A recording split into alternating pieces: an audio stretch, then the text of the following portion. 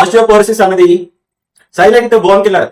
ఏదో ఒక రోజు పడి ఫ్రాక్చర్ అవుతే గానీ బయటపడకుండా ఉండే డిసీజ్ అనమాట ఇది. ఆస్టియోపోరోసిస్ ఏంటంటే బోన్ యొక్క డెన్సిటీ అన్నది బాగా తగ్గిపోయి బోన్ అన్నది స్ట్రక్చరల్ గా బాగా వీక్ అయ్యి బాగా సన్నబడిపోయి బాగా ఫ్రెజైల్ ఈజీగా ఇరిగిపోయేటట్లాగా తయారవుతుంది. దీంట్లో బోన్ అన్నది ఈజీగా బ్రేక్ అవుతుంది కానీ ఫామ్ అవడానికి డిలేగా ఉంటుంది అనమాట. Formation takes time, breaks down easily అనమాట.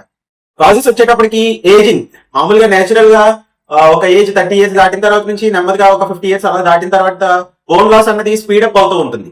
ఇంకా చూసుకున్నట్టయితే హార్మోనల్ చేంజెస్, మెనోపాస్ తర్వాత ఈస్ట్రోజన్ అన్నది బాగా డ్రాప్ అయినందుకు ఆ లో లెవెల్ ఆఫ్ ఈస్ట్రోజన్ వల్ల బోన్ లాస్ ఉంటూ ఉంటుంది. ఆడవాళ్ళు ఒక 20% ఆఫ్ బోన్ మాస్ మెనోపాస్ అయిన తర్వాత 5-7 years లోనే లూజ్ అయిపోతూ ఉంటారు. Vitamin D deficiency, calcium intake అన్నది బాగా తక్కువ ఉండడం, సెడెంటరీ లైఫ్ స్టైల్. ఎప్పుడైతే ఎక్సర్సైజ్ ఉండదో బోన్స్ అన్నవి కంప్లీట్ గా వీక్ అవుతూ ఉంటాయి, ఎస్పెషల్లీ వెయిట్ బేరింగ్ బోన్స్ అన్నమాట.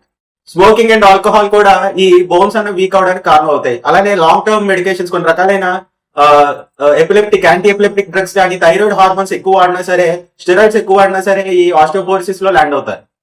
సిమ్టమ్స్ వచ్చేటప్పటికి విపరీతమైన నడుము నొప్పి, కొద్దిగా పోస్చర్ అన్నది ఒగినట్లు అవడం, ఫ్రాక్చర్ అన్నది ఈజీగా అవడం, రిస్ట్ దగ్గర కానీ వెనకాల రింగులో కానీ హిప్ దగ్గర కానీ ఈజీగా ఫ్రాక్చర్ అయిపోతూ ఉంటుంది. ప్రివెన్షన్ వచ్చేటప్పటికి కాల్షియం ఇంటేక్ సరిపోతుందా లేదో చూసుకొని కాల్షియం ఇంటేక్ అన్నది బాగా తీసుకుంటూ ఉండాలి. రాగి అని, ఆల్మండ్స్ అని, సెస్మే సీడ్స్ అని, milk, curd, paneer, green leaf vegetables ఇవన్నీ కూడా ఎక్కువ తీసుకుంటూ ఉండాలి.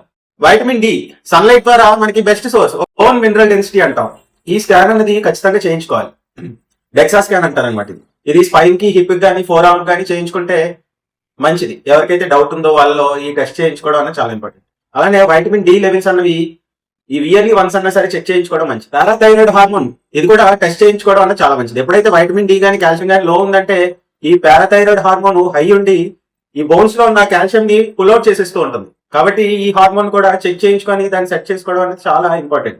థైరాయిడ్ ప్రొఫైల్ ఇంకా మిగతా బోన్ డెన్సిటీ రిలేటెడ్ టెస్ట్ అన్ని కూడా ఇయర్లీ వన్స్ అన్నా సరే ఒక ఏజ్ దాటిన వాళ్ళు చేసుకోవడం అనేది చాలా మంచిది. ప్రెసెంట్ ఎక్కువ మంది ఇబ్బంది పడుతున్నారు. పెద్దవాళ్ళు ఉత్తినే పడిపోగానే ఫ్రాక్చర్స్ అవడానికి ఇదే ప్రథమమైన కారణం. కాబట్టి as early as possible menopause అయిపోయిన తర్వాత ఎల్డర్లీ ఉమెన్ ఈ నేను చెప్పిన ఈ సూచనలన్నీ పాటిస్తే మీరు ఆరోగ్యంగా ఉంటారు. Thank you.